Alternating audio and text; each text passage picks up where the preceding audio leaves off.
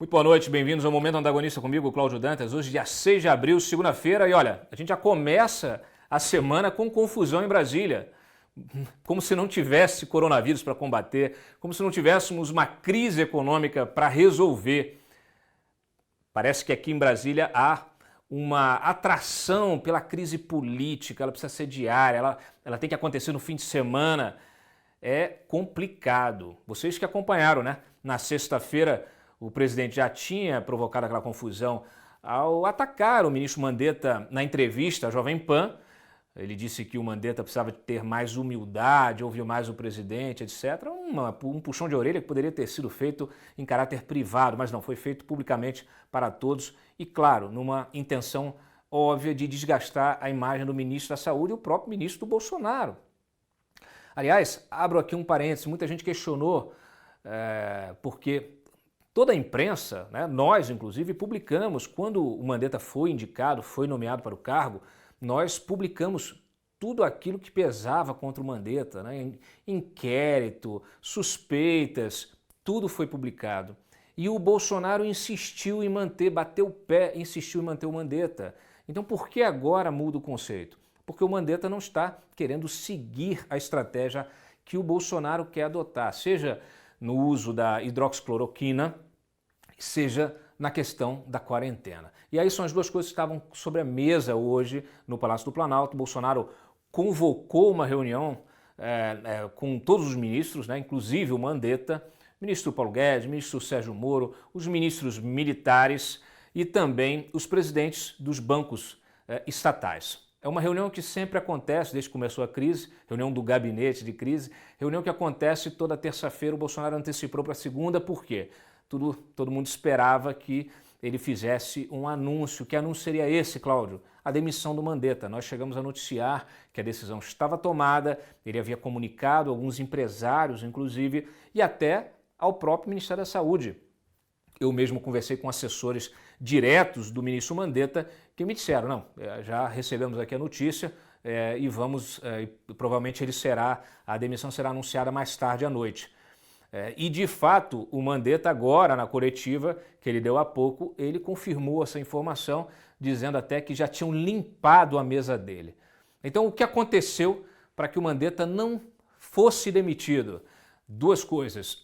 Uma, a iniciativa do próprio Mandetta. Ele apresentou ao Bolsonaro um cronograma de uma possível retomada das atividades, uma flexibilização desse regime de distanciamento social que vivemos todos, desde que cumpridas certas condições. Que condições?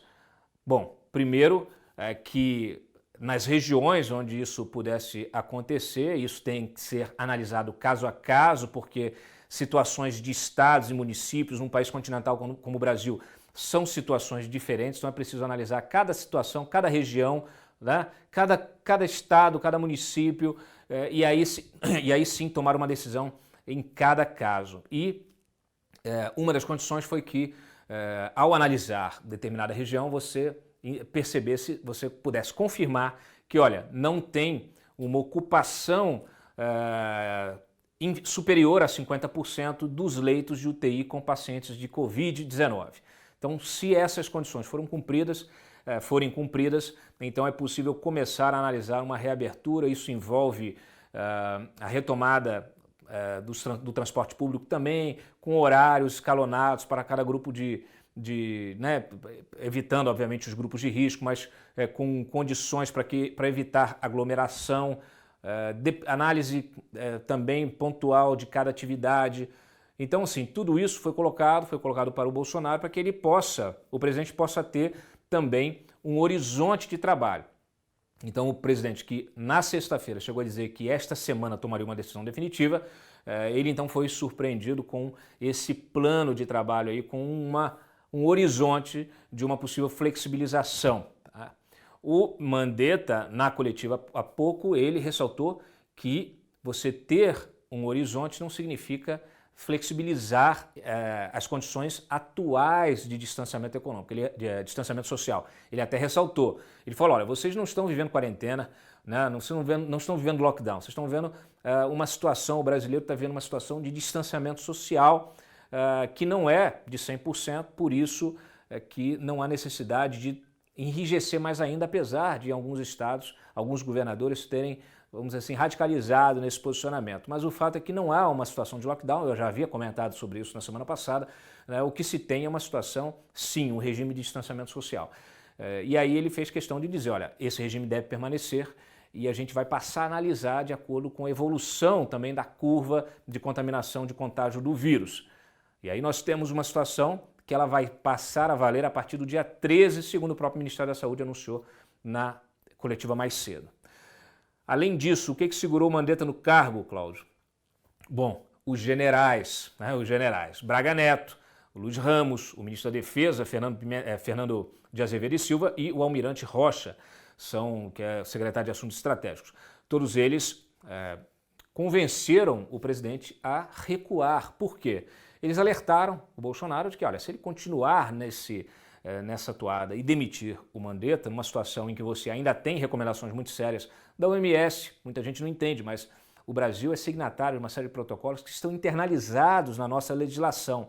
Então, violar esses protocolos significa violar a própria legislação e isso pode abrir um precedente, abrir uma janelinha para um crime de responsabilidade e, claro, com o Congresso nós temos, isso não será perdoado. O Congresso, né, Rodrigo Maia, Davi Alcolumbre mandaram um recado e ficou claro o risco de que seja aceito, né, um pedido de impeachment do Bolsonaro, caso ele, neste momento, avançasse o sinal, aí, demitindo o ministro Mandetta em função dessas questões. Tá?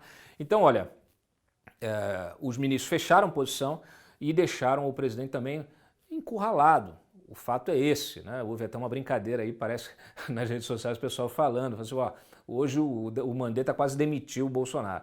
Na verdade é uma brincadeira, o fato prático que existe é que realmente os ministros militares, eles estão, vamos dizer assim, eles isolaram o presidente numa situação de manter esse status quo, essa situação, né, de combate ao coronavírus, para evitar a contaminação do ambiente político. Eles querem que haja coesão, para que você consiga atravessar essa situação e aí sim, se depois, né, passado aí as próximas semanas, meses, o tempo necessário aí para a gente ultrapassar essa situação da pandemia, e aí o presidente vai ficar livre, né, para poder fazer as mudanças que ele achar necessárias. O fato que realmente houve uma exacerbação dessa situação de crise e ela já, né, desde sexta-feira nós tivemos aí o ápice dela no domingo, quando o Mandetta apareceu, né, numa live de uma dupla sertaneja. Vamos lá então, ministro Mandetta para vocês.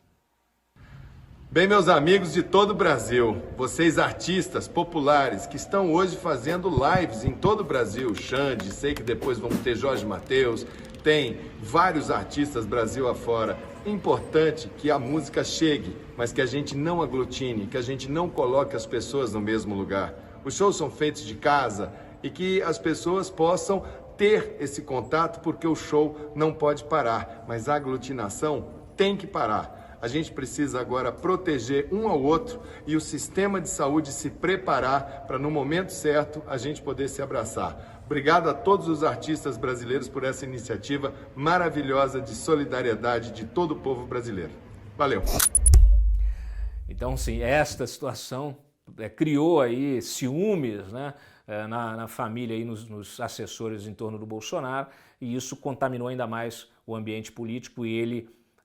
ontem resolveu falar à imprensa, falando justamente que ele tinha o poder da caneta, né? Vocês têm aí o vídeo para assistir, e que ele poderia usar a caneta para demitir o ministro que ele quisesse.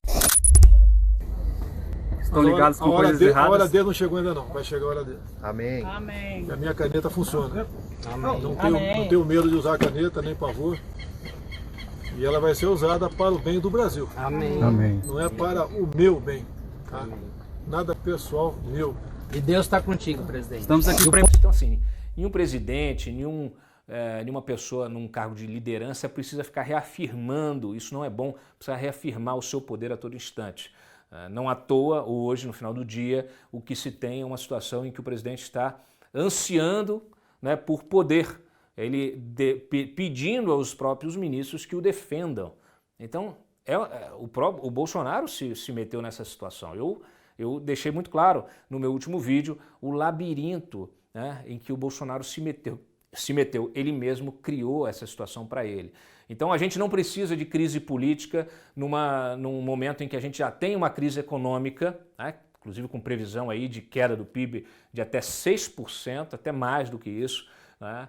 A gente não precisa de crise política no momento de crise sanitária, uma crise sem precedentes, né, que pode atingir realmente o nosso sistema de saúde, né? Então, olha, gente, como disse o ministro Mandetta ainda há pouco na coletiva, ele precisa de paz para trabalhar. Todos nós, né, os brasileiros de uma maneira geral, todos nós precisamos de paz, especialmente quem está vivendo aí em casa, nesse isolamento. Realmente a última coisa que a gente precisa é de mais lenha nessa fogueira, né, nessa fogueira de vaidades. A gente precisa de paz, precisa baixar o nível de estresse, precisa ter horizonte de trabalho, sim, né, para poder as pessoas entenderem até quando elas podem segurar, o quanto elas ainda conseguem, e cobrar das suas autoridades, seja da autoridade municipal, estadual ou do próprio governo federal, resoluções, soluções para todos os problemas que estão postos, né? Hoje nós tivemos aí o João Dória anunciando também uma prorrogação, né, desse sistema aí, desse regime, né, desse regime de distanciamento social. O Davi Wipe, que inclusive era o responsável por coordenar toda essa estratégia de combate ao coronavírus, se curou. Olha que boa notícia, tá? Nós, inclusive, no nosso noticiário, estamos agora destacando o número de curados, o que é muito importante.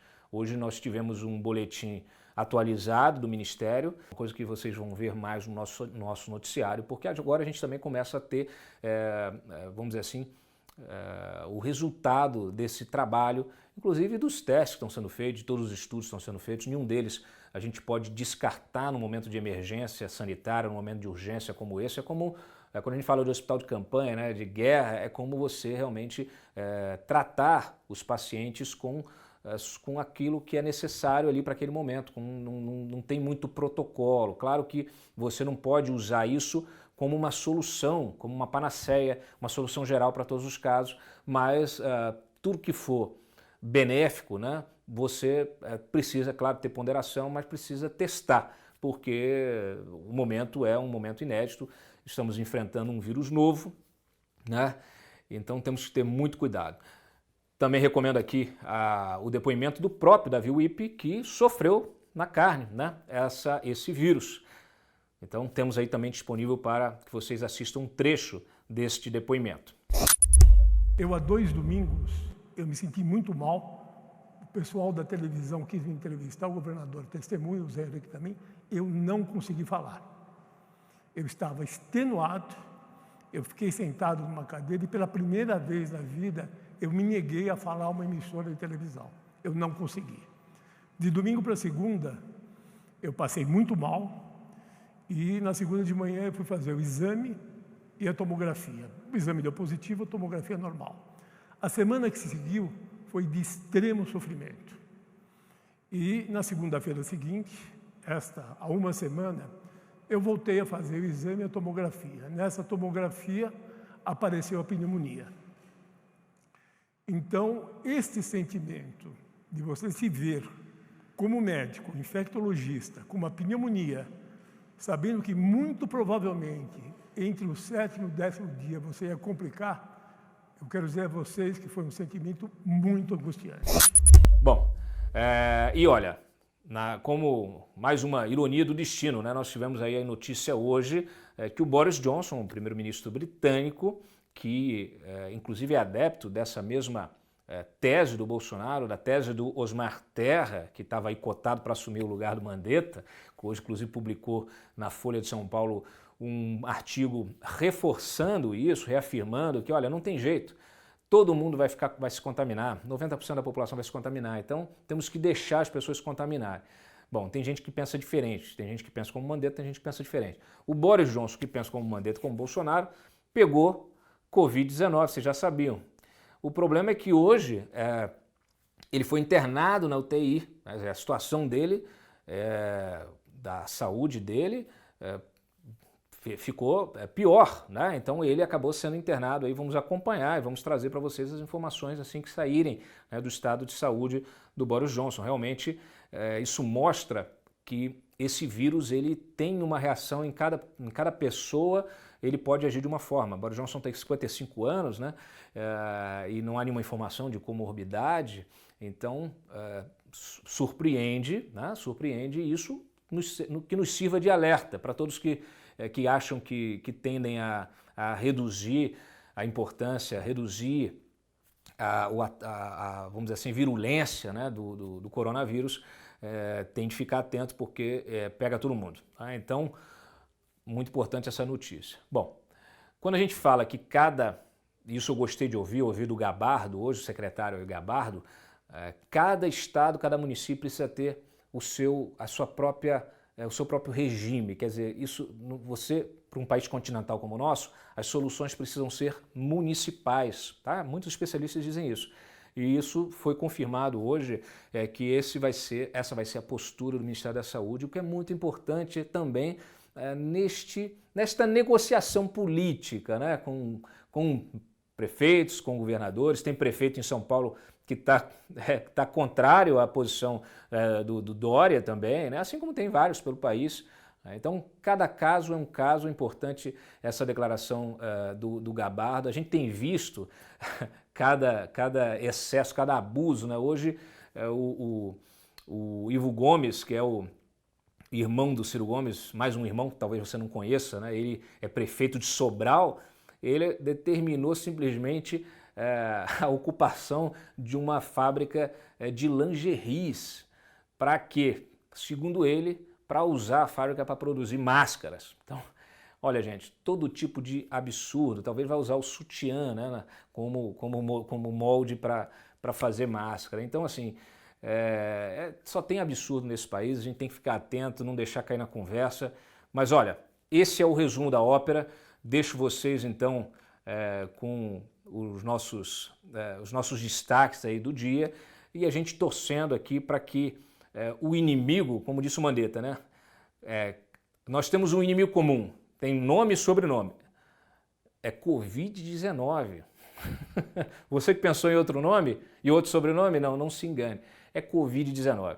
Então a gente tem de concentrar os nossos esforços no combate a esse inimigo e vamos todos sair, vamos todos passar por essa situação juntos e sair do outro lado mais fortes, mais unidos e obviamente com outras prioridades para ajudar o país a avançar. Deixe seu like, compartilhe o vídeo e a gente se vê amanhã em mais um Momento Antagonista. Tchau! Nós vamos continuar, porque continuando a gente vai enfrentar o nosso inimigo. O nosso inimigo tem nome e sobrenome, é o Covid-19. Fomos cada um ler um pouco, falei, leiam outros livros. Eu fui ler O Mito da Caverna, que é um dos diálogos de Platão, que eu tinha lido aos 14 anos pela primeira vez, já li umas 20 vezes até hoje, não consigo entender, continuei sem entender.